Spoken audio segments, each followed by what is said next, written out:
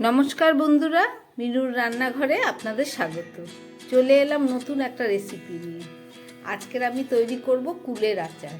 তার জন্যে কিছুটা পাকা কুল কিনে আমি 2-3 দিন ধরে এই যে রোদের মধ্যে শুকিয়ে নিয়েছি। আর নিয়েছি কিছুটা তেঁতুল, এছাড়া নিয়েছি চিনি আর গুড়। আরও অন্যান্য অনেক উপকরণ লাগবে, সেগুলো আচার করতে করতেই আপনাদের দেখাবো। তাহলে চলুন কুলের আচারটা শুরু করি। প্রথমে আমি এই কুলগুলো আমার আগেই ধোয়া ছিল, ধুয়েই আমি রোদে শুকিয়েছিলাম। কুলগুলোকে একটা বাটির মধ্যে নিয়ে নিলাম। এবার এর মধ্যে আমি কিছুটা গরম জল দিয়ে দেবো।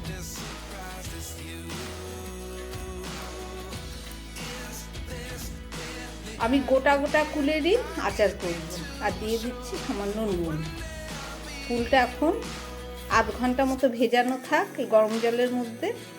চলুন বাকি যা যা লাগবে সেই উপকরণগুলো তৈরি করি। কুলের আচার তৈরি করার জন্যে আমি একটা ফ্রাই প্যান বসিয়ে দিয়েছি। এবার আমি একটু মশলা ভেজে নেব। প্রথমে আমি দিয়ে দিচ্ছি 2টো শুকনো লঙ্কা, আর দিয়ে দিচ্ছি 1/2 চামচ 1 চামচ ধনে, আর দিয়ে দিচ্ছি 1 চামচ মৌরি, এছাড়া দিয়ে দিচ্ছি 1/2 চামচ জিরে, আর দিচ্ছি 4 ভাগের 1 ভাগ মেথি, আর 1 ভাগ দিচ্ছি কালো জিরে। এই সব মশলাগুলোকে আমি একসঙ্গে ভেজে নেব। মশলা থেকে একটা সুন্দর মিষ্টি গন্ধ বেরোচ্ছে। এবার আমি গ্যাসটাকে অফ করে দিয়ে মশলাটা ফ্রাই প্যানের মধ্যেই খানিকক্ষণ থাক, তারপরে একটু ঠান্ডা হলে আমি শুকনো গুঁড়ো করে নেব। তাহলে চলুন এবার এটাকে বন্ধ করে দিই গ্যাসটা। কুলটা এখনও ভেজানো রয়েছে, আমি চলুন মশলাটা তৈরি করে দিই। ফ্রাই প্যান থেকে মশলাটা শিলে নিয়ে নিলাম। এবার এটাকে শুকনো আমি বেটে নেব।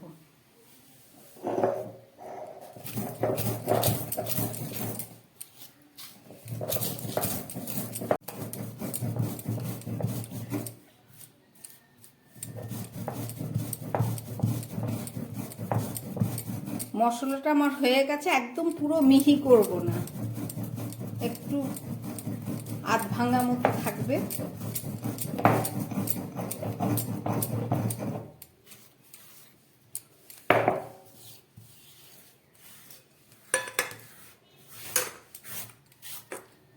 এই যে আমার মশলাটা রেডি হয়ে গেছে।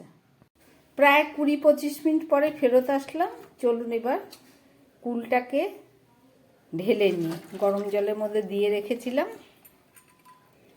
অনেক দিন আগেই কিনে এনেছিলাম কুলটা। এবার রোদে দিয়ে শুকোতে শুকোতে কুলগুলো একদম কেমন হয়ে গেছে। যাই হোক, এবার চলুন এটা রান্না করে আপনাদের দেখাবো। গ্যাসের মধ্যে আমি একটা প্যান বসিয়ে দিলাম, তাতে সামান্য একটু জল দিয়ে দিচ্ছি। এই জলের মধ্যে আমি এই গুড় আর চিনিটাকে একটু গলিয়ে দেব। এখানে 200 মতো গুড় আছে, আর সঙ্গে আমি দিয়ে দিচ্ছি এই 100 মতো চিনি। দুটোকে একসঙ্গে আমি প্রথমে একটু গরম করে পাতলা করে নেব।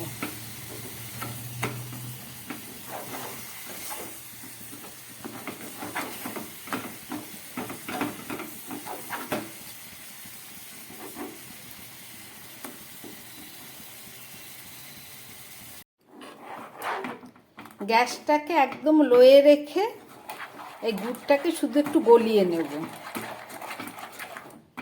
বেশিক্ষণ গরম করা যাবে না, তাহলে আবার চিট হয়ে যাবে।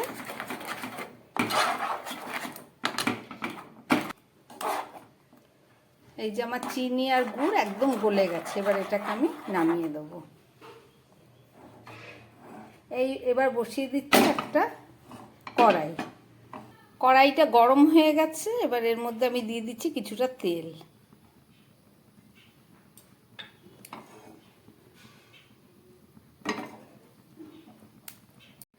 খুব অল্প পরিমাণ তেল দিলাম। এবার এর মধ্যে দিয়ে দিচ্ছি 2টো শুকনো লঙ্কা, আর দিয়ে দিচ্ছি কিছুটা 5 ফোড়ন।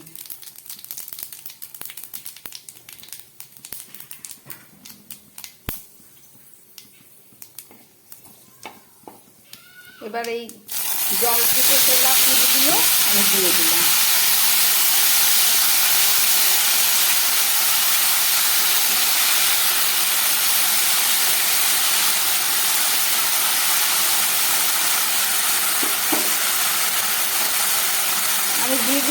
সামান্য একটু হলুদ, আর দিয়ে দিচ্ছি সামান্য নুন। একবার নুন জলে আমি ভিজিয়ে রেখেছিলাম।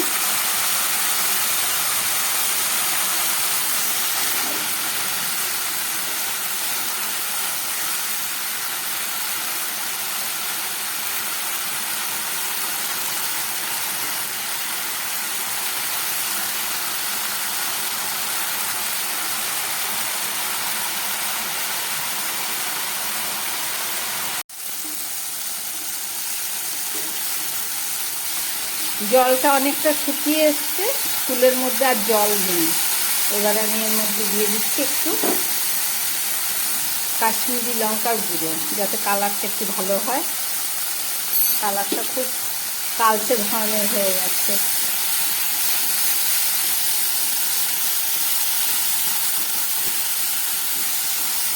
কুলের জলটা পুরো শুকিয়ে গেছে। এবার আমি এর মধ্যে চিনি আর গুড়ের এই মিশ্রণটা দিয়ে দিচ্ছি। এখানে কুল ছিল 250 মতো, কমে প্রায় 200 হয়ে গেছে। আর গুড় আছে, চিনি আর গুড় মিলিয়ে আমি 250 দিলাম।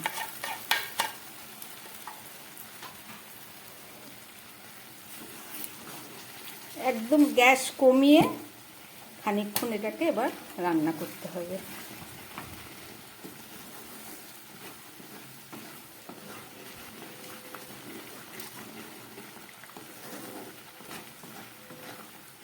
প্রায় 10 মিনিটের মতো এখন এটা রান্না হবে।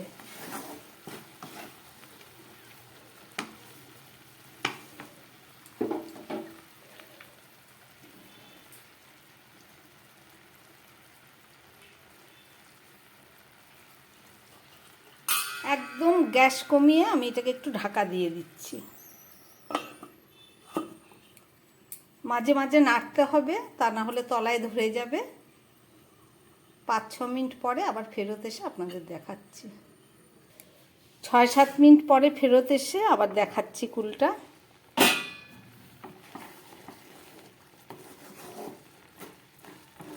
একদম ছোট ওভেনে বসিয়ে গ্যাসটাকে কম করে আমি এতক্ষণ ধরে কুলটাকে সিদ্ধ করে নিলাম গুড়ের সঙ্গে।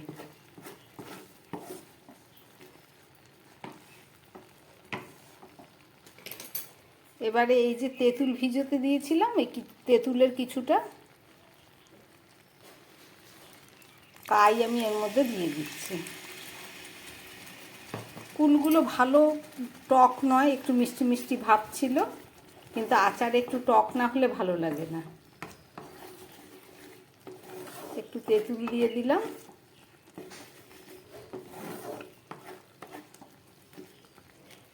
এখন আবার কিছুক্ষণ এটা হবে রান্না।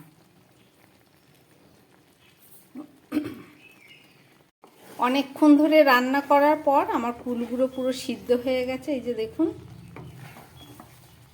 এই সামান্য একটু ঝোল আছে, কিন্তু এটা ঠান্ডা হয়ে গেলে টেনে যাবে।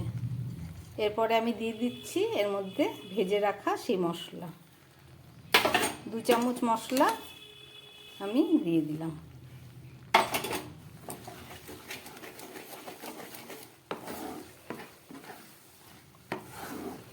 এবার আমি গ্যাস বন্ধ করে এটাকে 3-4 মিনিটের জন্য ঢাকা দিয়ে রেখে দেব। তারপরে ফেরত এসে আবার আপনাদের দেখাবো। গ্যাসটা অফ করে দিলাম। এবার চলুন ঢাকা দিয়ে দিই। গ্যাস বন্ধ করা 2-3 মিনিট পরে ফেরত আসলাম। এবার আমি কুলের আচারটাকে থালায় ঢেলে নেব। কুল আর তেঁতুল দিয়ে তৈরি করলাম আচার। রেসিপিটা আপনারা দেখলেন, আশা করি আপনাদের ভালো লেগেছে। আমার বানানো এই রেসিপি যদি আপনাদের ভালো লাগে তাহলে আমার চ্যানেলটাকে লাইক করবেন। আচার এমন একটা জিনিস, বাচ্চা থেকে বড় সবার পছন্দের। আপনারা গরম ভাতের শেষ পাতে এই আচার খাবেন, দারুণ লাগবে। এছাড়া বিকেলবেলায় বসেও এই কুলের আচার একটু খেতে পারেন। মুখরোচক কুলের আচার, সঙ্গে যদি একটু বিট নুন থাকে তাহলে তার কোনো কথাই নেই। তাহলে চলুন একটু আচার আমরা টেস্ট করে দেখে নিই।